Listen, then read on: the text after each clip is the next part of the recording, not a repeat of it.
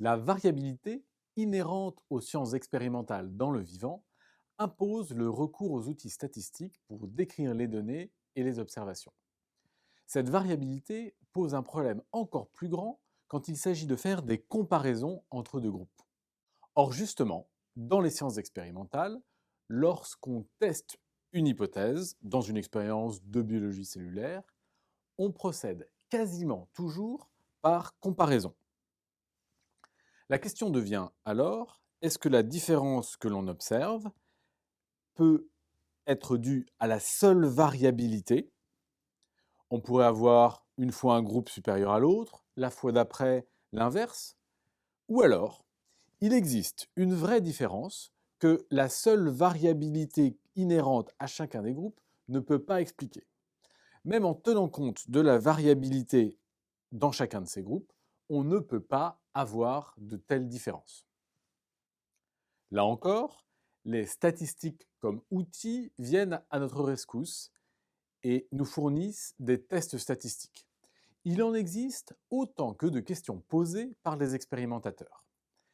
Leur principale difficulté n'est pas mathématique, ou en tout cas pas dans cette vidéo. C'est le raisonnement qui est mis en œuvre qui, lui, est un peu particulier.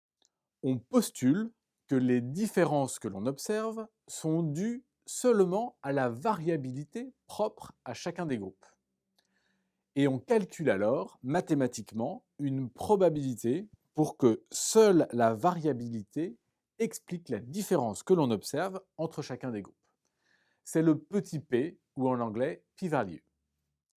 Ainsi, ce petit p nous dit dans quelle mesure la différence que l'on observe est vraisemblablement explicable par la seule variabilité. En général, si ce petit p est inférieur à 5%, c'est-à-dire qu'il y a moins de 5% de chances pour que la seule variabilité puisse expliquer la différence que l'on observe, la convention habituelle est de le noter d'une ou plusieurs étoiles dans les figures.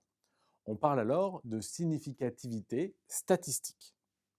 Dans le cas inverse, c'est-à-dire petit p supérieur à 5%, il y a peut-être une différence entre les deux groupes, mais celle-ci peut être confondue avec les écarts que peut produire la variabilité de l'expérience.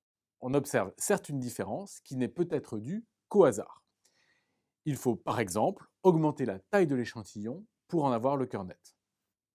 Ainsi, la variabilité dans le vivant nous impose d'avoir recours à des tests statistiques pour savoir si les différences que l'on observe expérimentalement peuvent s'expliquer par la seule variabilité des observations.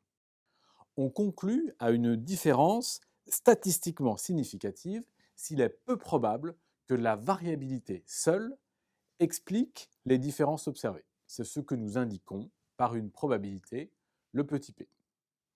Vous trouverez de nombreuses approches des tests statistiques en ligne et une analyse de leur rôle dans la littérature scientifique à travers les liens suivants.